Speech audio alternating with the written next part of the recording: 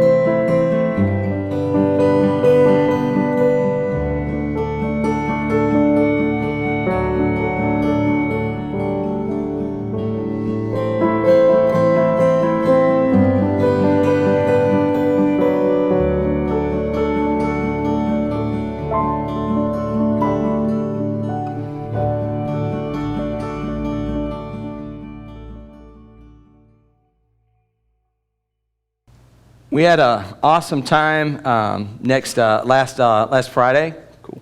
Had an awesome time last Friday. We went out and got to love on our community some. You know, people ask sometimes, well, why don't you go out to some of these events and put up a booth and just meet people? Well, one of the reasons is because of a way to love on our community. If you ever see our Love the Bay shirts, the red shirts kind of have a distressed heart, and then Bay kind of in the middle of the heart. If you'll notice at the bottom, there's Jeremiah 29:7 is referenced. And it says, for the good of the city. You know, one of the things that we talked about when we first started Bay West is we wanted to be something that was of value to the community that was around us. And so we made it a point that we would try to do things that were positive for our city. And so we went out Friday, and I'm just going to tell you, my wife will tell you I was an emotional wreck. Because I don't know about you, but if you're an introvert, if there's an introvert in here, probably the worst thing in the world that God can ask you to do is stand in front of a crowd of people, or in the middle of a crowd of people. In front's better. I mean, people say, well, you're a pastor, you preach every week, how can you be an introvert? Well, it's easy. You know, I count you guys as one person, like one collectively one, and then I'm one, then I'm just talking to one person, and it's pretty simple. Pretty simple there. But when you go to a crowd like that, there was 30,000 people that were going to be at this Palm Bay fireworks, this Freedom Independence Festival, you know, Independence Day celebration thing, and man, that's difficult. I was just like, you know, my wife was like, it's okay, you're gonna make it, it's all right. You can talk to people, it's okay. But I'm just telling you, it's just when you're a person that you're trying so hard and everything is a distraction, it's all over the place. When there's thousands of people going on saying thousands of things and all this stuff, and there's like, you know, they're singing Prince on the stage, you know, and there's somebody talking over here and people over here. It can be very draining. You know, as a person, you know, you do what the Lord tells you to do. And it was great. We handed out almost 1,000 of those glow-in-the-dark bracelets. We talked to loads of people, invited them to our church, got to talk to our community, share the love of Christ with them. We even gave away a couple of prizes. You know, if you're watching today, Ashley, we're bringing the TV today. Richard, I'm mailing the Echo Dot on Monday because you're in Canaveral, dude. So, you know, we talked, and it's good, so I'm mailing that to you on Monday. So, you know, if you're watching, we know from Facebook Live, that's what's up. So we did that. We love our community, and it was just a really, really great time. And that's what we do, you know. When God tells us to move forward, we step out and we go. I don't know about you, but have you ever been in a place in your life where, have you ever had where your car was out of line? Anybody that owns a car, have you ever had the front end alignment not right?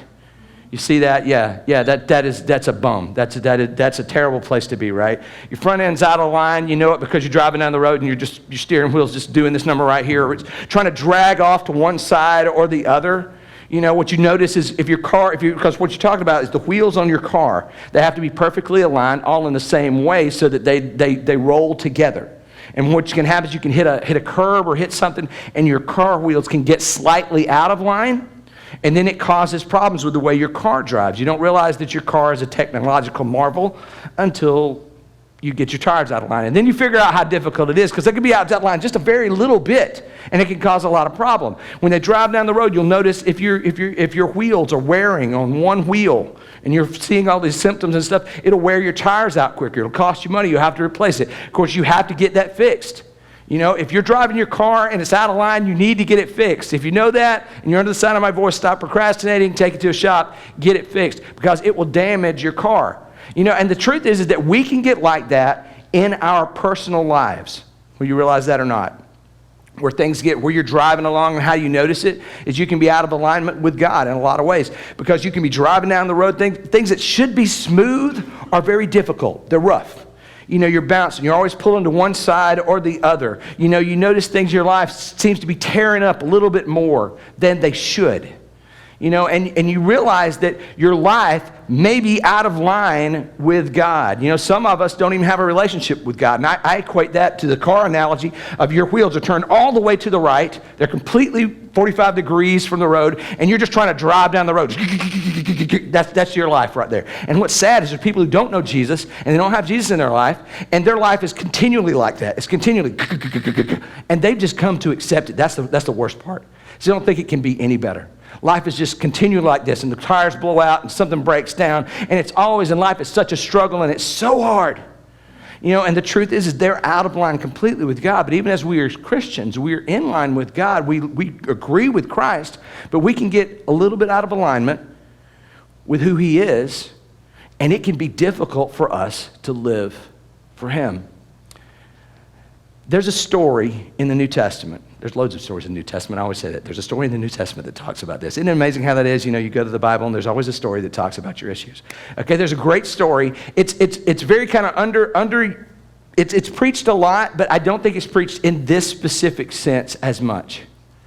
About being out of alignment. It's about Jesus, and He's on His way to the cross, right? It's Holy Week. We just saw it on the video where it kind of talked about Luke 22, and so I'm giving you a hint. If you want to turn there in your Bible, you can. If you want to look up on your smart device, that's cool. Look up there as well. Luke 22. And it's a little story about where He went to the Garden of Gethsemane. Him and His disciples went out there, and He kind of separated from them, and He spent some time in prayer. Now, I want to be very, very straightforward. Jesus was always in alignment with God. So I always look at this time, and I'm like, okay, you know, I listen to the way this story goes, and I go, okay, you'll see it when we get in there. It's like, all right, Jesus knew. Jesus was like one with God. He knew all the promises. All the promises that God wrote the Bible to kind of help us to understand. Jesus understood those in a deeper way than we probably ever will. You know, until we're with Him. So this was not a point of information for Him. It was a very stressful time for Him because He knew He was about to be arrested. He knew He was about to die. And so you begin to think, why did they record this part in the Bible? And one of the reasons I believe that Jesus had that God had the writers record this story in the Bible, not that Jesus was out of line with God, He was completely in line with Him fully all the time. But so much of what Jesus did on earth was a model or an example or something to teach us how to live and get better. And I believe that this story in Luke 22, starting in verse 39, that what it does is it shows us how to stay in line with God. It not only shows us how Jesus was in line with God, it also shows us how we're out of alignment. There's some lessons from this that Jesus showed that shows us how we can get in alignment with God. So we'll go to the screens, and you can read with us in Luke 22, verse 39 through 41. And it says, Jesus went out as usual to the Mount of Olives, and His disciples followed Him. On reaching the place, He said to them, "Pray that you will not fall into temptation." And He withdrew about a stone's throw beyond them. He knelt down and He prayed. Now, the first thing I want you to understand that you see that Jesus did, there's about 5 things in here that I really want you to grasp that Jesus does that's a model for us to stay in line with God. One of the first things He did was He got alone. He got alone with God. He got off by Himself. You know, He focused on God. You know, Bob talked about last week when he talked about the faithful servant, and one of his points was the faithful servant doesn't succumb to distraction. You know, and I don't know about you, but that's very difficult. I talked about earlier, you know, when if you're like me, just a good example of that is you're in the middle of a crowd and there's thousands of things going on all over the place, and it's very difficult to stay focused on the one because everything's coming at you really hard. You know, so you try really hard to do that. Well, one of the ways you can keep your focus, you cannot become distracted, is something that Jesus practiced. Take time and get alone with God. Get alone with God. You know, Jesus, I love the part where He turns and looks to him in that verse, and He says, look, pray that you guys won't fall into temptation. And then he walks off. You realize what he was saying there, right? It's not just that they pray that they've not fallen into temptation. He's saying, look, I am unplugging from you. Don't bother me. I'm going over here. You pray for yourself. And I'm going to go over here. Moms of little children, do you feel me at that moment? Do you wish you could just look at your kids and go, I want you to stay over there and pray that you don't fall into temptation. I'm going to go over here and have a meltdown for a minute, and I'll be back. I'll be fine. You just stay right there. Mommy's just going to shut the door and lock. I'm just kidding. No, don't do that. I'm not saying to do that at all. But you feel like it sometimes. You know, you go to the bathroom and there's a little hand going under the door. I mean, you know what I mean. That's Jesus is saying, look, guys, stay right here. Pray that you don't fall into temptation. Because I keep wondering, what you going to fall into temptation for? You're out in the middle of the woods in the dark. What's going to happen? Okay, don't fall into temptation. I'm going to go over here. And so Jesus got alone with God. He unplugged. I'm going to tell you, I started practice a couple years ago or something like that, 2-3 years ago. I read a book called Leading on Empty by Wayne Cordero. It was a time, I don't know about you, I don't know if y'all realize this or not. I love what God has called me to do, but it can be very emotionally draining. You know, and I read a book called Leading on Empty, and a pastor in there who had like, who was, you know, far more busy than I am, but he said, you know, when he got in his 50s, he started a practice that he needed to have, where he took one day a month, and he just went away completely on his own, spent total time with the Lord, away from his responsibilities, turned off the cell phone, got away from the email, said, look, I'm just going to spend some time with the Lord. And that's what I started doing. There's a Monday out of the month, it's usually the first Monday of the month, that I go and I spend a whole day where it's just me and the Lord. And I try not to bring anything that's like any business with me. I might pray about God's direction for our church, but a lot of times I will take my Bible and I'll take a notebook and I'll go somewhere where nobody is, and I'll turn off my cell phone, and I'm incommunicado. My wife knows I'm not going to call him.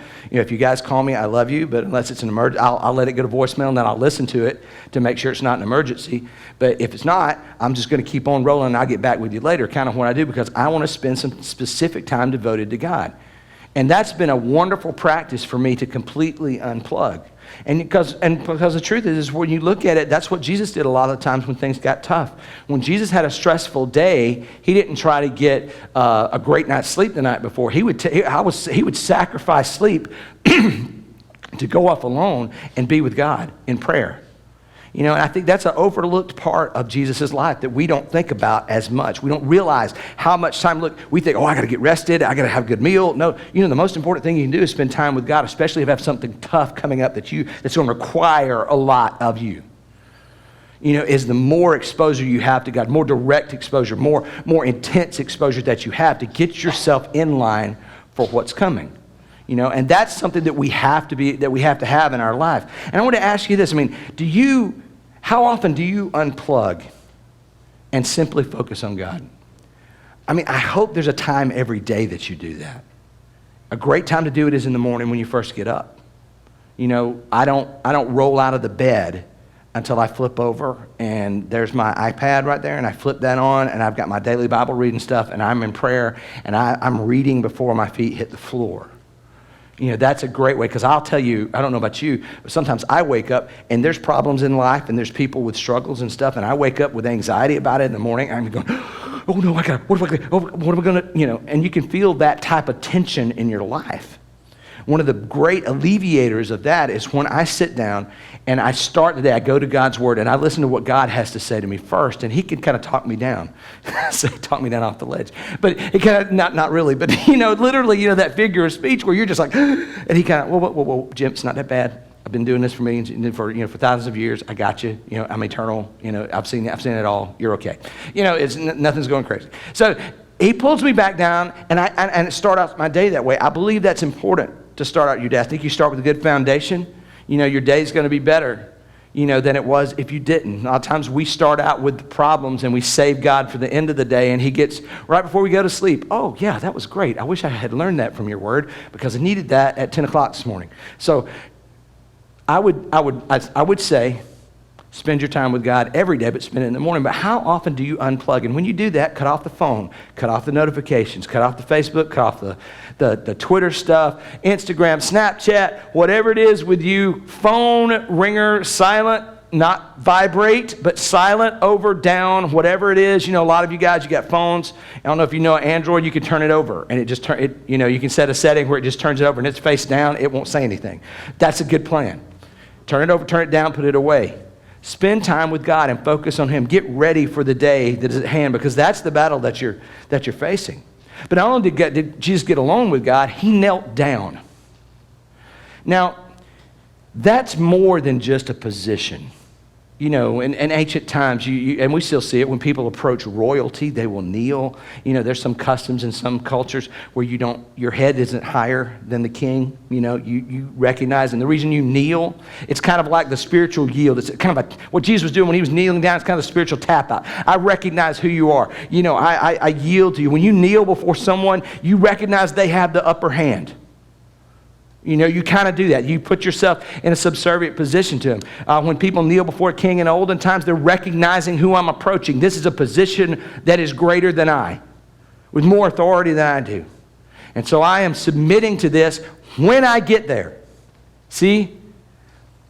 Look at it this way. Kneeling is a physical position that reflects a spiritual attitude. And whether you kneel on your knees, whenever you approach the Lord, there should be some understanding on the inside that I am approaching the deity, the creator of the universe, someone who is greater than I, with more wisdom than I, but there should be a confidence that He loves me. And that's a great person to be able to submit to. Isn't that great? With someone who has your best interest at heart, who loves you, knows you inside and out, loves you with everything, all the good and the bad. That's a great person to be able to kneel in front of, because you know they have your best interest at heart ultimately, because they love you. You know, the problem is, you know, I think there's sometimes in our American culture, this kind of works against us. You know, we're taught to question authority a lot, right? You know, right now, I mean, you know, the last 12 years or how many years, you know, basically, I don't know, how long has it been since somebody wasn't mad at the president about something? I just don't know. You know, whether it was Obama, whether it was Bush, whether it was Clinton, whether it's Trump now. I mean, somebody's always mad at something, and somebody always knows better. You know how that works? Somebody always knows better than somebody. You know, everybody in authority, they don't know what they're talking about. And see, we have this responsibility as Americans to vote because of the way our government system is, and we're raised up in a democracy and all that. We're built off of questioning an improper authority. You know, our country's kind of started with that. Sometimes that sets our hearts in the wrong place with dealing with God, and that's fine when it's in democracy, but when it spills over into the theocracy of your life, because your life is a theocracy. God is in charge. He's the boss. He is the head. And sometimes we can spill over into our religious life where we're going, okay, I don't know if you know what you're talking about. You ever been that way? Maybe you say it out loud, maybe you did, I don't know. But and God tells you to do something and you're against what He wants to do, you reevaluate. You know, we are not in quality control. We are in obedience. That obedience mode is what our job is. You know, the writer of Hebrews wrote this. He said in Hebrews 4:16, he said, "So let us come boldly to the throne of grace, the throne of our gracious God. There we will receive His mercy, and we will find grace to help us when we need it most." I think some people reel that, well, let's come boldly to the throne of grace. Let's come boldly to God, to the throne of our gracious God. And if they had a mental picture, they're like, I'm just kicking the doors in and walking in, and I'm sitting down on my holy sofa and going, dude, I got something to tell you. That is not what that means. What that means there is that he said, so let us come boldly. At any point, at any time, if there's anything going on, you need wisdom, you have a problem, you have a praise, you have something goes great, something goes bad, the day is meh, you should be running to the throne room of God to talk with Him about it. You screw up, the first thing you should do, I'm going to go receive grace and mercy from my Lord. Things are going wrong. Not that I run in there and I'm the boss of the room, but that I go there immediately. That's the first thought on my mind. It's when something is up, I'm going to God with it. You know, it's not that we run in there as the boss, we run in there as the servant, but we run because we know that he loves us and has our best for us. You know, I try to teach, we do sometimes with kids. I started practicing this myself driving down the road. If I see an accident, the first thing I do is I start praying for them. Because that is the best thing that I can do. Now, that doesn't mean that if, I don't need to stop the car and get out and go over and help somebody out of a car, I'm not going to do that. I'm not going to go, okay, I'm not going to do that. Keep praying. No, I'm going to pray as I'm running over there.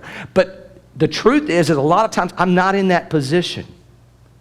Or if I'm at a grocery store and I see someone having an argument, or if I see a mom struggling with her child, or I see someone who's obviously having a horrible day, the first thing that I do is I pray. God, please help that person. God, please give them wisdom. Lord, do I need to say anything? You got something for me to say? I'll do it. If you want me to shut up, I will. Shut up's a lot of the thing that he tells me to do. So just so you know that. I mean, sometimes that is a real command of God. No, Jim, you don't need to handle that. I've got something else going on, okay? We don't need you right there. Okay, gotcha. All right. And I move on. But the first thing when that is our first response, is to go to God in prayer. The third thing that Jesus did was he talked directly to God. I think prayer is something that we often take for granted. I think a lot of times when we have a problem, when we have something, we don't first go to God. We go and talk to friends, which I'm not bagging on talking to friends. But I'm going to tell you this, and just to be quite honest, a lot of times we spend our time complaining to friends about our situation.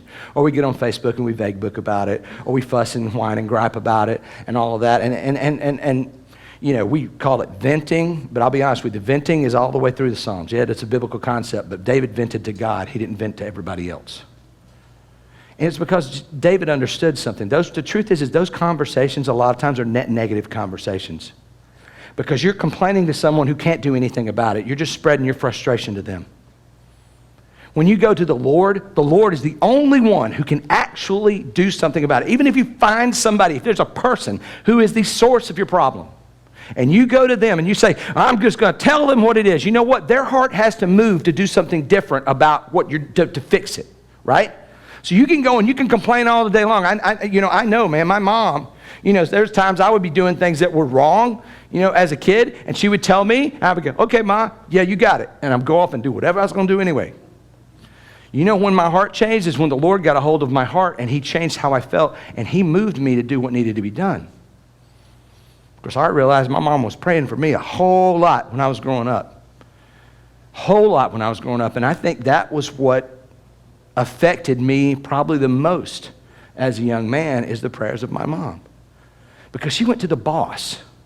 And see, when you have a tough situation, Jesus was in the middle of a tough situation. He could have filed like an appeal or got a really good lawyer to go before the court because he knew what was coming. Or he could okay, let's get out, let's get some troops, let's sneak me out or something like that. He could come up with a whole lot of different ways to deal with what he knew was coming.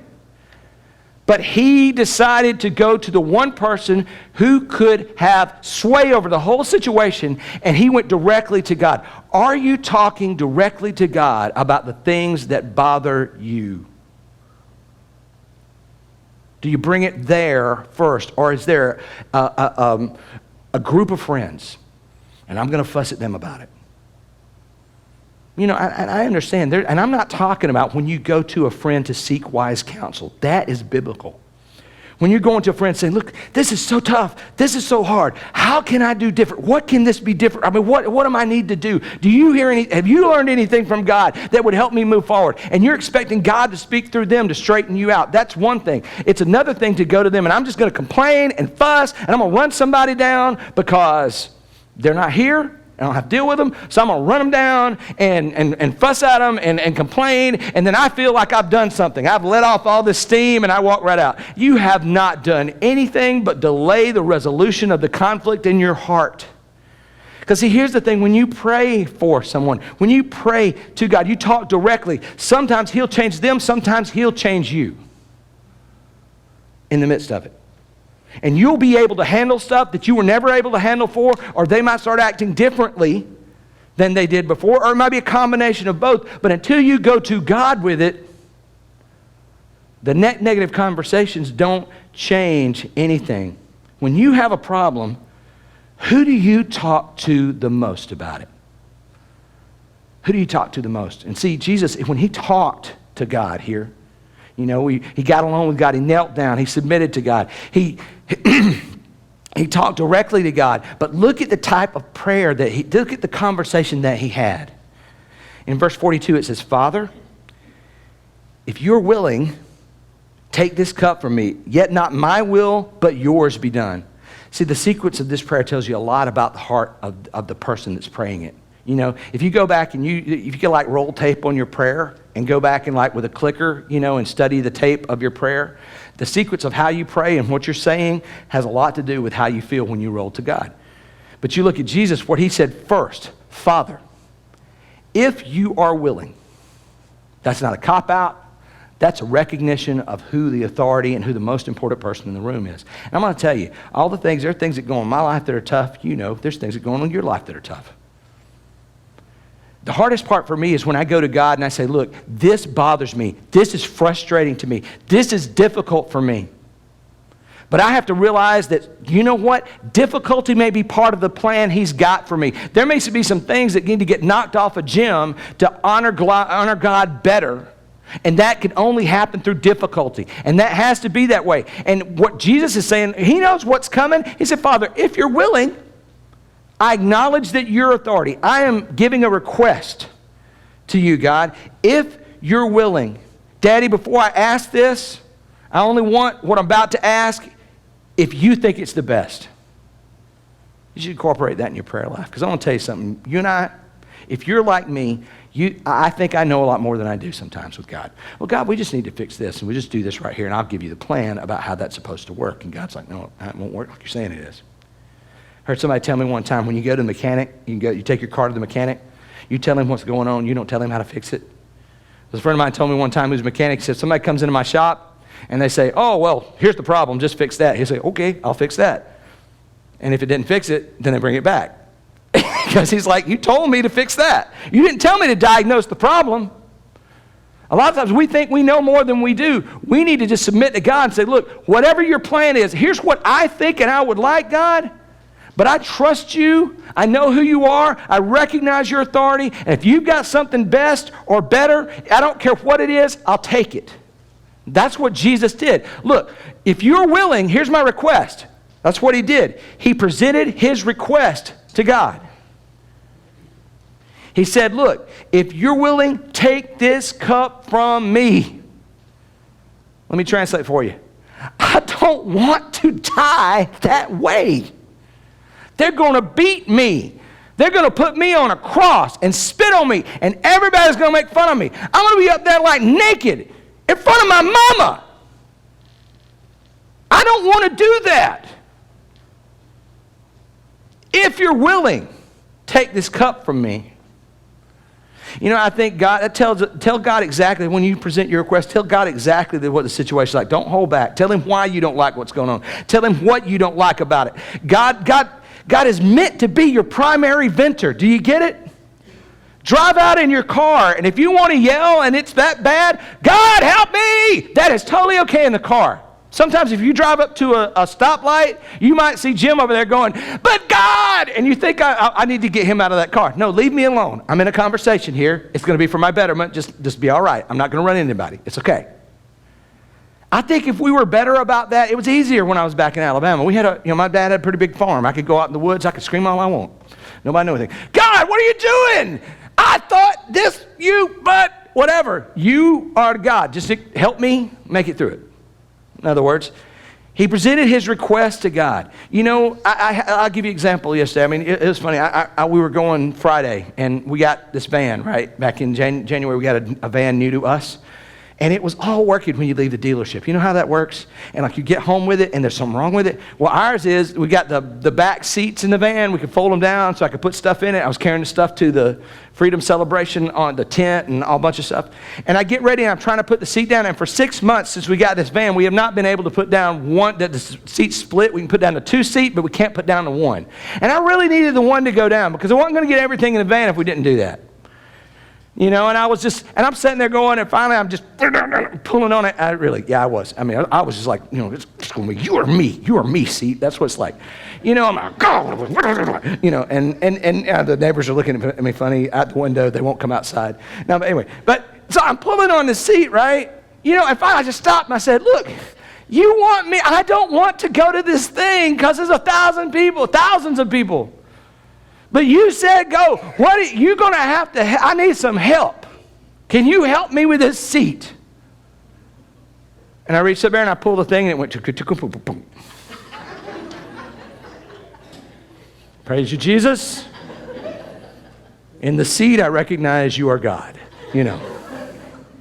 I'm serious. I pulled dude aside yesterday, went and took Braden to a birthday party while the girls came up here to worship rehearsal. And I said, hey, man, I got to tell you a God story because, you know, I don't let it go. I opened the seat, man, and just like that. And he's looking at me like, what? And I'm like, hey, that's a story, man. I've been working on that for 6 months. Nothing moved. And all of a sudden I said, please, Jesus, you know, there you go.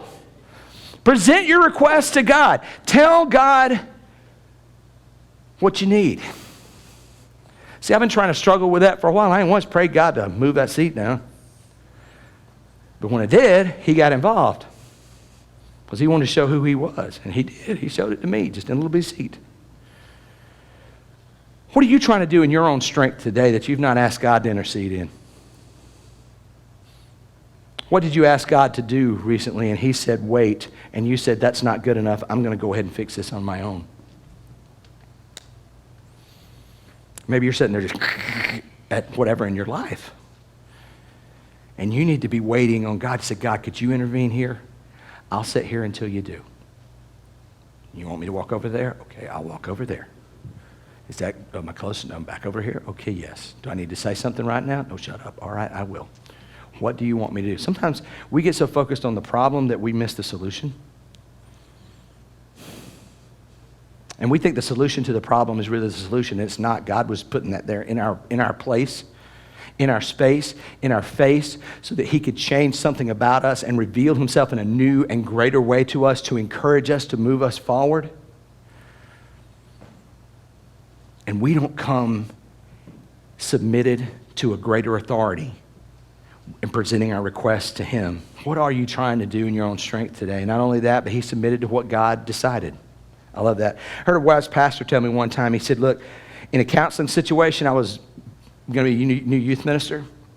And he said, look, man, here's what I do in a counseling situation. It was Gary, Katie. He said, I never tell anyone that I will not tell. If they say, can you keep this a secret? I never tell them I will do that. I will say, if you trust me enough to tell me, then you need to trust me enough to do the right thing with what you say. Because there's some things that you can't, legally, morally, ethically, you can't keep quiet about. There's some things you can't. You have to handle them delicately, and they require prayer and the Holy Spirit to move you to do it. But you can't make that promise to someone.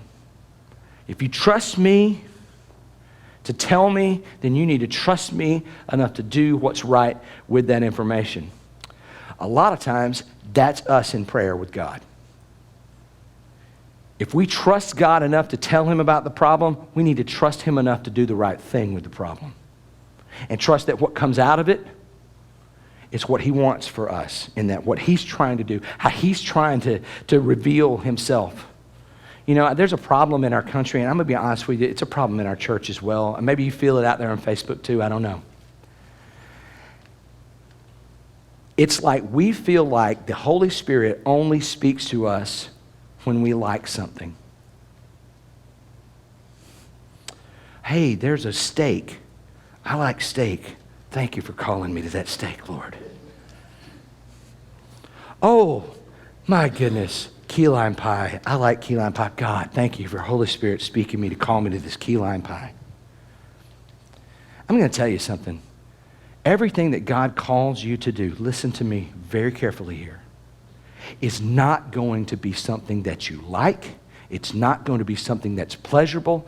It will probably be something that is difficult, but it will change you. and it will change your life. And there's no other way for God to accomplish in you and for the people around you anything else but by taking you through that tough part. And if you are one of those people, I just feel like God's telling me, and it always tends up to be something that I really want to do. You know, if you're one of those people, you might need to check yourself. When's the last time God told you, you felt in your life, God told you to do something you didn't want to do? And you felt like that's God's calling on me. Well, there's never been a time like that, or it's been a really long time. You might want to wonder, who's the Holy Spirit me? Who am I seeing the Holy Spirit? Is my Holy Spirit being me now? Is the God I'm worshiping myself? Because I don't live for my desires, because here's the truth. Sin has broken you and I. Our desires are jacked up. If we go by what we like, we're going to do something wrong. You don't believe me? People do stuff to self-harm themselves because they think that's going to get them somewhere. How many times do you look out in your life? Seriously, let's just take it from a secular viewpoint. Let's say there is no God. How many times you look outside of the world and you see somebody do something and you're like, that is the dumbest thing in the world. You are going to kill yourself. And they do something that damage themselves and blow up all kinds of things, and it's all a big mess, and you looking at it and going, I knew that was going to happen. Chances are they did too if they thought about it. If that doesn't tell you there's something wrong with us, I don't know what does. Why would you ever choose to do anything that would damage you, would damage people, would damage your situation? Some people get so depressed, I'm just going to blow it all up. Woo! And they do. And they really do. They blow it up. It's a mess. And they regret it later. Why would anyone ever do that? It's because there's a sin nature inside of us that has broken the logic and the common sense that God gave us. It's broken. That's why we need the Bible. That's why we need God. That's why we need that. Because we will mess ourselves up. That's why we need Jesus. We're broken with sin. And you talk about, well, I don't want to do that. I don't like that. Well, let me tell you something. Let me tell you about don't like. If your bones are broken and you have to get surgery to get them fixed, you're going to have to do PT. You're going to have to do physical therapy to get yourself back right. And how many people love physical therapy? Oh, thank you. I just love to do this when my knee is replaced. Oh, but, I hated it. When I broke arm, I had a separated shoulder over here. I had a broken collarbone here. I had to do stuff to get that back going again. God, I hated it. It hurt. It was not any fun. It's a whole lot easier to sit on a couch and take pain pills. You know that? That's a whole lot more pleasurable situation than watching Netflix. That's a whole lot easier. I don't like just binge watch Andy Griffith, Bring me some pie. That's going to be great for the moment, but it's not going to set me up for the world. I'm going to be in a mess. That's not how you heal. And the same thing is true with your spirit. Your spirit is broken. This world is PT. Once you figure out who's in charge of it and you give your life to Christ, then becomes your physical therapy, your spiritual therapy for the rest of your time until He makes you new. That's what this world is. It's not always going to be cream and coffee, but it's worth it. It's worth it. Often I think, and here's the thing that we have to understand, how do you approach God when you pray and you present your requests? Are you willing to submit to whatever He gives you back? See, Jesus was. If you can't see that the Holy Spirit doesn't always jaw us to what's the most pleasurable, then this is a great example of a story, because what was Jesus about to do? He was about to die a horrible death through a lot of pain and humiliation in front of everybody and his mom and all his friends and everything. And God was leading him to that to better the world. And how many millions and millions of people has God shown Himself through in this act when He, and imagine, think about it. Imagine your biggest enemy is about to scoreboard you and put you down for the last time in front of everybody. And they're going to be like, woo, Jesus is dead. I've done it. And that's what it's going to be. And ain't a thing you can do about it. But Jesus trusted God. God took Him into the tomb. God brought Him right back out again 3 days later. And victory was declared, and people were saved, and people continued to be saved. Continued over and over and over, reverberating for 2,000 years. My goodness. That's amazing. But sometimes you've got your personal get arrested in crucifixion story that you're going to have to go through. It's not to that magnitude. But God needs you to go through it because are you willing to accept it? And I'm going to tell you something. Our acceptance of God's will is not our permission for him to have his way. It's his way or the highway. He doesn't need my permission for it.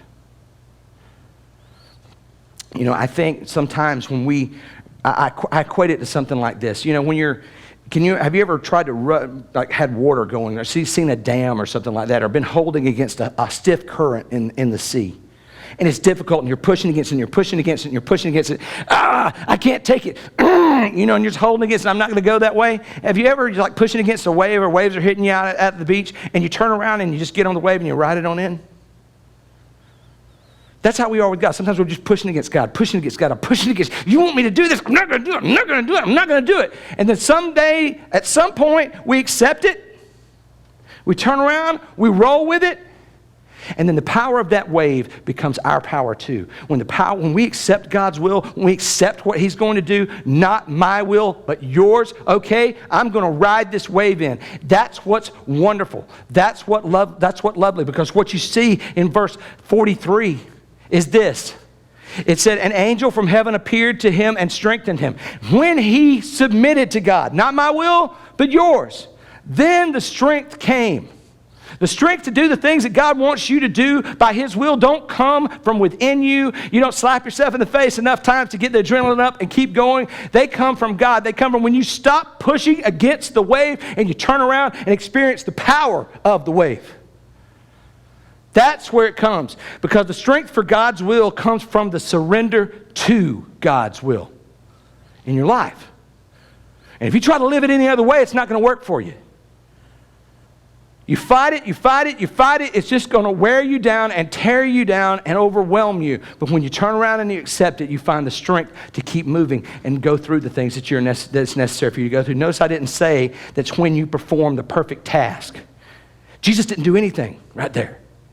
When the angel came and strengthened him, all he did was say, all right, I'm going to do it your way. Here's my request, but whatever you say is fine with me. Angel comes, strengthens him, just like that, for the task ahead.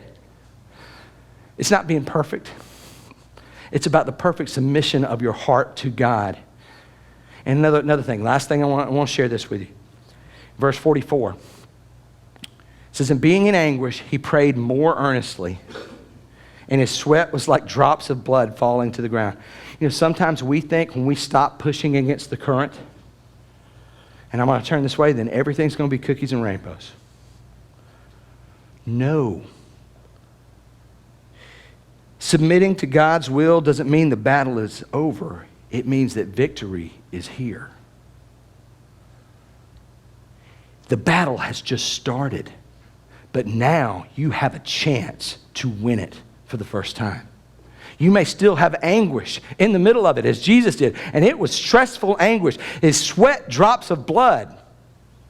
Read up on that time sometime. See what you got to be, what kind of stress level you got to be at to start sweating blood. You figure that one out. The anguish that was necessary was there, but it gave the anguish value. And we see what happened with God, but we keep on trusting for God's result, whatever it may be. The Bible tells us those who endure to the end, the blessings that come for that. And sometimes that's enduring some tough stuff. Now, if you're Christians, remember what we said. Get along with God. Kneel in your heart, not just with your knee. Submit to God. Talk directly to him first and foremost and the most. Present your request to him. Be honest. Be open. Say whatever. Well, God, I don't know if I say this. God will think I'm not spiritual. Yeah, he kind of knows you're not already because you're thinking it okay. So just say it. Get it out there. He loves you anyway. Present your request to God, but then submit to whatever he says. Submit to whatever he says. Now, some of you here, you don't know Christ. You don't follow Jesus. And you are the picture of the car with the alignment at the front, that your tires aren't just a little off, they're turned completely against what's ahead. and you're scrubbing, just pushing yourself through life, and your tires break down, and then you crash, and things, you have to get back up again and fix everything, and you're going along, and you're like, I don't understand why life has got to be like this. You know, it doesn't. It doesn't. What you need to do at that point is you realize, that you accept Christ as Lord. You realize the gospel, which is, we've all screwed up somewhere. Everybody has, but the sin that we have, the payment for that is eternal separation from God. The wages of sin is death. But Jesus came, who was God in the flesh, lived a sinless life, and though he deserved no punishment, he took the punishment for all of us. And then he turns around and says, look, I died on a cross, I was raised again on the third day, and now I want to help you through this life, and you can reconnect to God. You can escape this death sentence by connecting to God through me. And you do that by saying that I trust the Lord, I believe in the gospel, what I just told you. And I believe it so much that I'm going to follow Jesus for the rest of my life. And confess him with my mouth that he's Lord outwardly, and follow him inwardly, as Lord of our life. If you're here today and you haven't followed Christ and you just heard the gospel there, I'm going to ask everyone to bow their heads, and I'm going to lead you in a prayer, okay? And if this is something that if you haven't accepted Christ before, and you feel today that's something that God is calling you to do, you've made a decision, you follow Christ. A lot of times it's easy to pray it. So I want everyone to bow their heads, and I'm going to lead you in a prayer. And if you feel this is your heart, I want you to pray it with me. Thanks for being a part of Bay West today. Bay West Church meets at 100 Emerson Road in Palm Bay at 11 a.m. on Sundays. Please feel free to check us out at baywestchurch.org, or you can follow us on Facebook at Bay West Church.